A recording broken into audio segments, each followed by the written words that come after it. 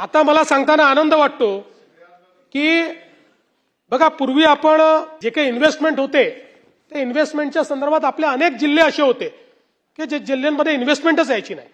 आपण हा प्रयत्न केला. आपल्या नवीन इंडस्ट्रियल पॉलिसीमध्ये आपण अनेक जिल्ह्यांना वेगवेगळे इन्सेंटिव्ह दिले जिथे इंडस्ट्री कमी आहे.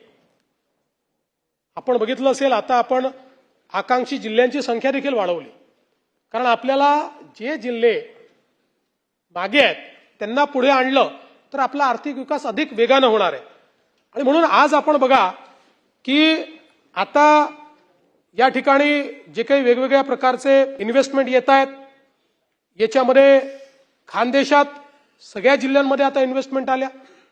म्हणजे त्या ठिकाणी नाशिक असेल, धुळे असेल, नंदुरबार असेल, त्या ठिकाणी नाशिक तर आपला चांगलंच आहे, अहिल्यानगर असेल, जळगाव सातत्याने मागे लागायचे. जळगावमध्ये चांगली इन्व्हेस्टमेंट त्या ठिकाणी आमचे चव्हाण साहेब कुठे आहेत, एवढी मोठी इन्व्हेस्टमेंट त्या ठिकाणी आली. म्हणजे जिथे येत नव्हती, मग ते अहिल्यानगर असेल, अमरावती असेल, चंद्रपूर असेल, गडचिरोली असेल, जळगाव असेल, नंदुरबार असेल, रत्नागिरी असेल, सिंधुदुर्ग असेल, सोलापूर असेल, नवीन नवीन जिल्ह्यांमध्ये.